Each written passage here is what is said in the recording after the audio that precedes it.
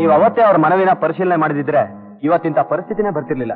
ನೀವು ನಮಗ್ ಬುದ್ಧಿ ಹೇಳೋದನ್ನ ಬಿಟ್ಟು ಆ ರಾಸ್ಕಲ್ಸ್ ನಾವು ಮೊದ್ಲು ಅರೆಸ್ಟ್ ಮಾಡಿ. ಚಳುವಳಿ ಶಾಂತವಾಗಿ ನಡೆಯುವಾಗ ನಾವೇನು ಮಾಡಕ್ಕಾಗಲ್ಲ. ಅವರ ಶಾಂತಿ ಕದಡೋದು ಎಷ್ಟೊತ್ತಿನ ಕೆಲ್ಸ. ಒಂದು ಕಲ್ಲು ಎತ್ತ ಹಾಕಿದ್ರೆ ಸಾಕು, ಎಂತ ಕಚಡ ನೀರು ಅಲ್ಲಿ ಕಲ್ಲೋಲಾನೆ. ಅದ್ ಸರಿ, ಕಲ್ಲು ಹಾಕೋರು ಯಾರು? ನಾನಿಲ್ವೇ? ಕಾಳಿಂಗರಾಯ ಹುಟ್ಟಿರೋದೆ ಕಲ್ಲು ಹಾಕೋಕೆ. ಚಳುವಳಿಲಿ ಗಲಾಟೆ ನಡಿಬೇಕು, ಹೋರಾಟವಾಗಬೇಕು, ಹೊಡೆದಾಟವಾಗಬೇಕು, ರಕ್ತ ಹರಿಬೇಕು, ಜನ ಸಾಯ್ಬೇಕು.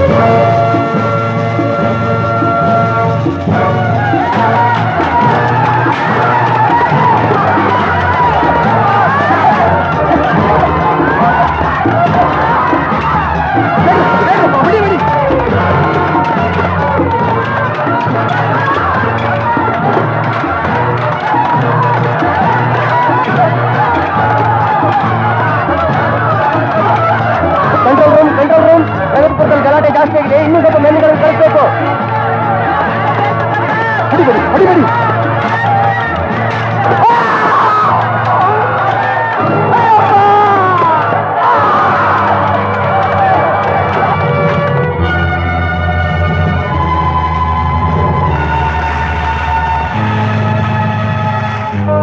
ಎಸ್ ಪಿ ಅವರ, ನಾನು ಪವನ್ ಕುಮಾರ್. ಗಲಭೆ ಆಗಿಲ್ಲ, ಗಲಾಟೆ ಮಾಡಿಲ್ಲ ಅಂತ ತೂಕಡಿಸ್ತಿದ್ರಲ್ಲ, ನೋಡಿದ್ರ ಅದ್ರ ಪರಿಣಾಮ? ಊರಲ್ಲಿ ಬೆಂಕಿ ಹಚ್ಚಿ ಗಲಭೆ ಮಾಡಿದ್ದಾರೆ ರೈತರು. ನೀವೇನ್ ಮಾಡ್ತಿದ್ದೀರಾ? ಏನ್ action ತಗೊಂಡಿದ್ದೀರಾ?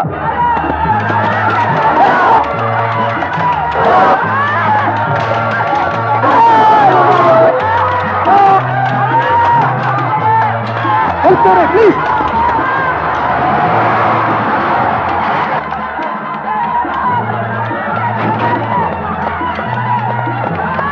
Arrest Sagar. Yes sir. ದಯವಿಟ್ಟು ನನ್ನ ಮಾತು ಹೊಡಿಬೇಡಿ ಹೊಡಿಬೇಡಿ. ಈ ರೀತಿ ವರ್ತಿಸೋದು ನ್ಯಾಯ ಅಲ್ಲ. ಮಿಸ್ಟರ್ ಸಾಗರ್, ಇವರ ಅಂಡರ್ ಅರೆಸ್ಟ್. ಯಾಕೆ?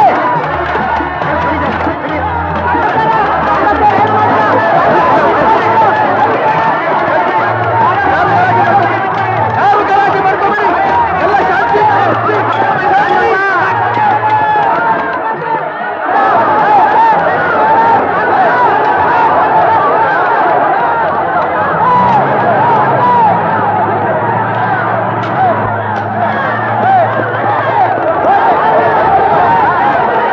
ಪ್ರಗತಿಪುರದ ಹಾದಿಯಲ್ಲಿ ನಿನ್ನೆಯಿಂದ ಶಾಂತ ರೀತಿಯಲ್ಲಿ ನಡೆಯುತ್ತಿದ್ದ ರೈತರ ಚಳವಳಿ ಇಂದು ಹಠಾತ್ತನೆ ಉಗ್ರ ರೂಪ ತಾಳಿ ಗಲಭೆಯುಂಟಾಯಿತು. 4 ಪೊಲೀಸ್ ಇನ್ಸ್ಪೆಕ್ಟರ್ಗಳು ಗಾಯಗೊಂಡು ಆಸ್ಪತ್ರೆಯಲ್ಲಿದ್ದಾರೆ. ರೈತರ ನಾಯಕ ಸಾಗರ್ ಅವರನ್ನು ಬಂಧಿಸಲಾಗಿದೆ. ರೈತರು ಖಂಡಿತ ಗಲಾಟೆ ಮಾಡಲಿಲ್ಲ, ಬೇರೆ ಯಾರು ದುರುದ್ದೇಶದಿಂದ ಹೀಗೆ ಮಾಡ್ತಿದ್ದಾರೆ. ನಾಯಕರಿಲ್ಲದ ಗುಂಪನ್ನು ಸರಿಯಾದ ರೀತಿಯಲ್ಲಿ ನೋಡಿಕೊಂಡು ಚಳವಳಿ ಮುಂದುವರಿಸೋ ಭಾರನ ನೀನ್ ತಗೋಬೇಕು. ಖಂಡಿತ ನಾನು ತಗೋತೀನಿ, ನೀವು ಧೈರ್ಯವಾಗಿರಿ.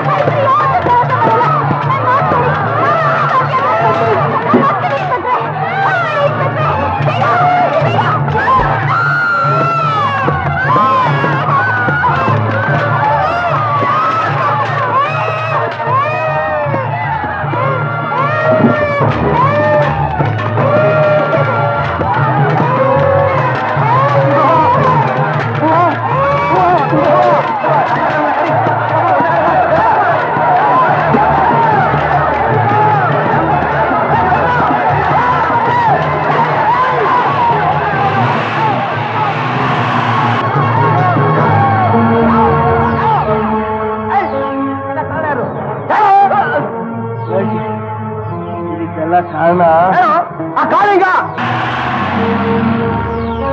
ಕಾಳಿಂಗನ ಬಂದ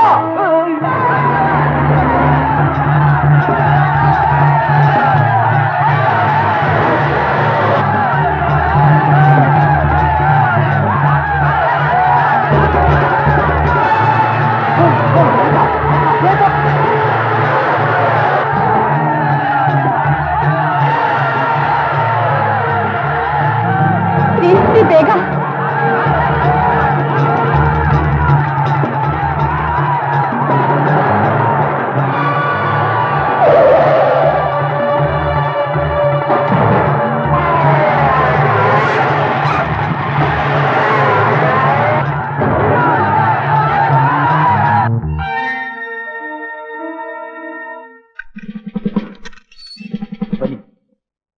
ಏನು ಮಿಸ್ಟರ್ ಸಾಗರ್, ನಮ್ಮ SP ಆರ್ಡರ್ಸ್ ಪ್ರಕಾರ ನಿಮ್ಮನ್ನು ರಿಲೀಸ್ ಮಾಡ್ತಾ ಇದ್ದೀವಿ. ಅದಕ್ಕೆ ಚಳುವಳಿಲಿ ಲಾಠಿ ಚಾರ್ಜ್ ಆಗಿ ನಿಮ್ಮ ಹೆಂಡತಿಗೆ ಏಟ್ ಬಿದ್ದು ಆಸ್ಪತ್ರೆಯಲ್ಲಿದ್ದಾರೆ.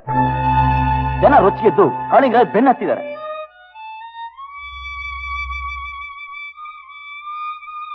ಇನ್ಸ್ಪೆಕ್ಟರ್, ದಯವಿಟ್ಟು ನನ್ನನ್ನು ಕಾಳಿಂಗರಾಯರ ಜಾಗ ಕರ್ಕೊಂಡು ಹೋಗಿ. ಏನು, ನಿಮ್ ಹೆಂಡತಿಗೆ ಏಟ್ ಬಿದ್ದು ಆಸ್ಪತ್ರೆಯಲ್ಲಿ ಇರುವಾಗ ನೀವು ಕಾಳಿಂಗರಾಯ ನೋಡಕ್ ಹೋಗ್ತೀರಾ? ನನ್ನ ಹೆಂಡತಿನ ನೋಡ್ಕೊಳ್ಳೋಕೆ ಆಸ್ಪತ್ರೆಯಲ್ಲಿ ಡಾಕ್ಟರ್ಸ್ ಇದ್ದಾರೆ. ರೊಚ್ಚಿಗೆದ್ದಿರೋ ನಮ್ಮ ಜನ ಕಾಳಿಂಗರಾಯನಿಗೆ ಅನಾಹುತ ಮಾಡೋದಕ್ಕಿಂತ ಮುಂಚೆ ನಾನಲ್ಲಿರ್ಬೇಕು. ಬನ್ನಿ, ನಡೀರಿ.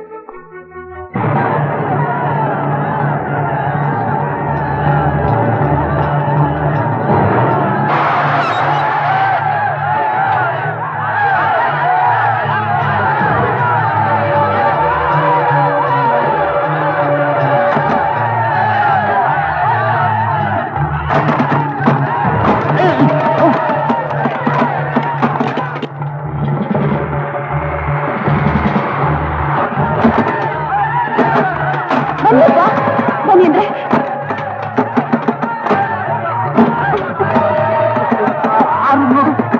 ಇಲ್ಲೂ ಬೀಗ ಹಾಕಿದ್ಯಪ್ಪ. ಬೀಗ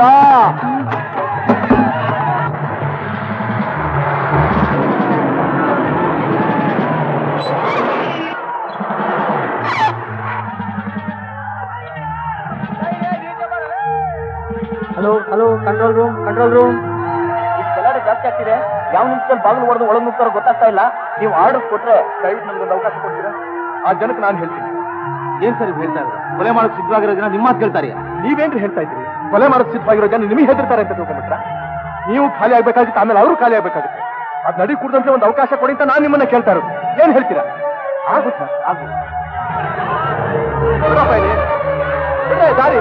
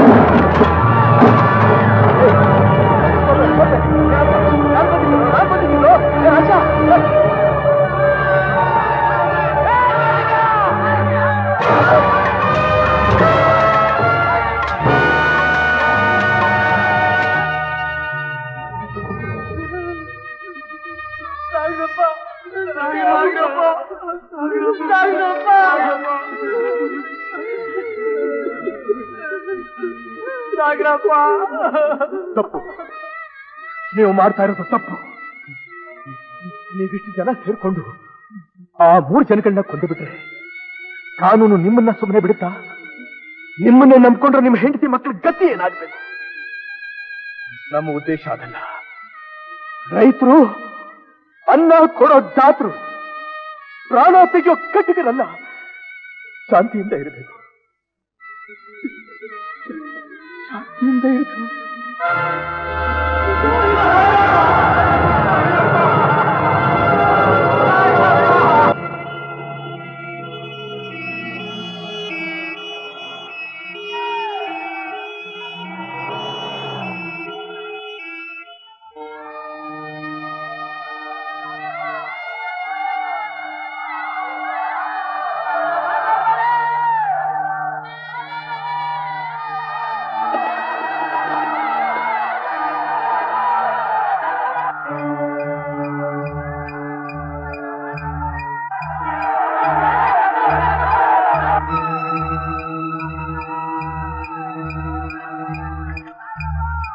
ತುಂಬಾ ರಕ್ತ ಹೋಗಿದೆ, ಬ್ಲಡ್ ಕೊಡ್ಬೇಕಾಗತ್ತೆ. ನಿಮ್ಮಲ್ಲಿ ಯಾರಾದ್ರೂ?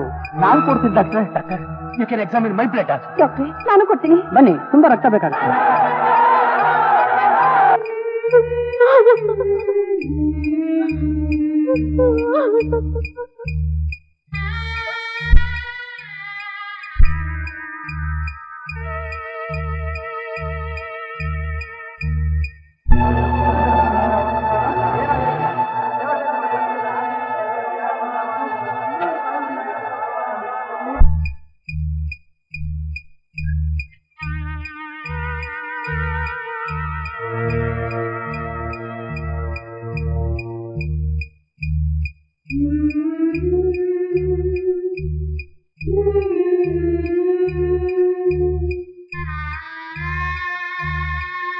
BP ಲೋ ಆಗ್ತಾ ಇದೆ.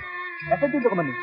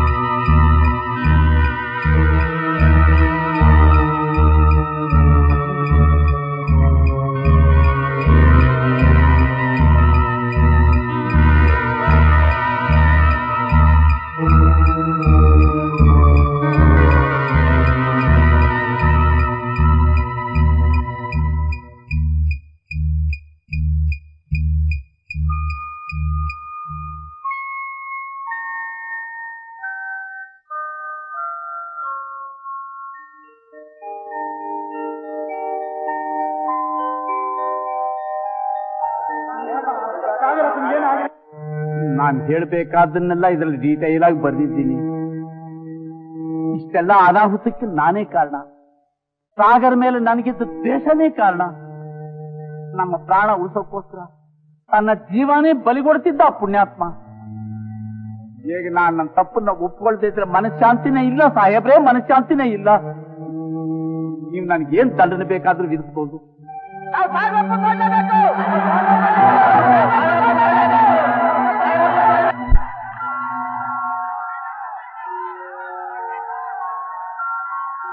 ಹೇಗಿದ್ದೀರಿ ಸಾಗರ್? ಬನ್ನಿ, ಚೆನ್ನಾಗಿದ್ದೀನಿ. ಮಿಸ್ಟರ್ ಸಾಗರ್, ನಮ್ಮ ಮಾವ ನನ್ನ ಹೆಂಡತಿ ಸೇರ್ಕೊಂಡು ನನ್ನ ಮನಸ್ಸು ಕೆಡಿಸಿ ನಿಮ್ಮನ್ನು ಕಂಡ್ರೆ ಆಗ್ದಾಗ ಮಾಡ್ಬಿಟ್ರು. ಈಗ ನನಗೆ ಅರ್ಥವಾಗ್ತಾ ಇದೆ ನಾನು ಎಂಥ ತಪ್ಪು ಮಾಡಿದೆ ಅಂತ. I am sorry. ಪರವಾಗಿಲ್ಲ, ನೊಂದ್ಕೋಬೇಡಿ. ನೀವೇನು ನೊಂದ್ಕೋಬೇಡಿ. Thank you very much. Sir, ನಿಮ್ಮವರೆಲ್ಲ 3 ದಿವಸದಿಂದ ಊಟ ತಿಂಡಿಯಿಂದ ಹೊರಗಡೆ ಕಾಯ್ತಿದ್ದಾರೆ. ನಿಮ್ಮನ್ನ ಒಂದ್ಸಲ ನೋಡ್ಲೇಬೇಕು ಅಂತ ಹಠ ಹಿಡಿದಿದ್ದಾರೆ. ಬರ್ತೀನಿ.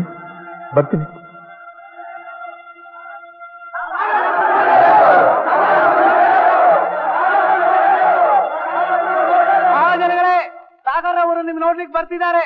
ದಯವಿಟ್ಟು ನೀವೆಲ್ಲರೂ ಶಾಂತ ರೀತಿಯಿಂದ ಇರಬೇಕು.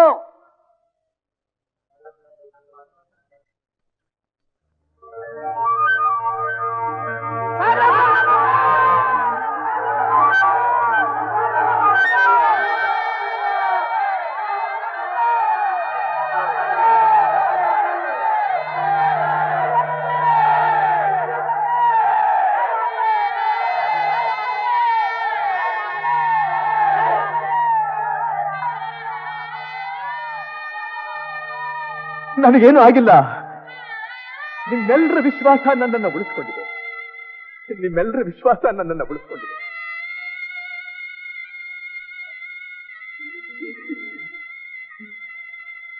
ಸರ್ಕಾರ ನಿಮ್ಮೆಲ್ಲರಿಗೂ ಅವಶ್ಯಕತೆ ಇರೋ ಅನುಕೂಲಗಳನ್ನ ಒದಗಿಸ್ಕೊಡುತ್ತೆ ಅಂತ ನಮ್ಮ ಪವನ್ ಕುಮಾರ್ ಅವರು ಭರವಸೆ ಕೊಟ್ಟಿದ್ದಾರೆ. ರೈತ ಬಂಧುಗಳೇ, ನಾನ್ ನಿಮ್ಮವನು. ನಿಮ್ಮಲ್ಲಿ ನಾನು ಒಬ್ಬ. ಆಕಾಶದಲ್ಲಿ ಕೋಟಿ ನಕ್ಷತ್ರಗಳಿದ್ರು ಅವುಗಳ ಮಧ್ಯೆ ಧ್ರುವತಾರೆ ಹೇಗೋ ಹಾಗೆ ನಮ್ಮ ಮತ್ತು ನಿಮ್ಮ ಈ ಸಾಗರ್ ಅವರು ತಮ್ಮ ವಿಶೇಷವಾದ ಗುಣಗಳಿಂದ ನಮ್ಮನ್ನೆಲ್ಲ ಗೆದ್ದು ಬಿಟ್ಟಿದ್ದಾರೆ.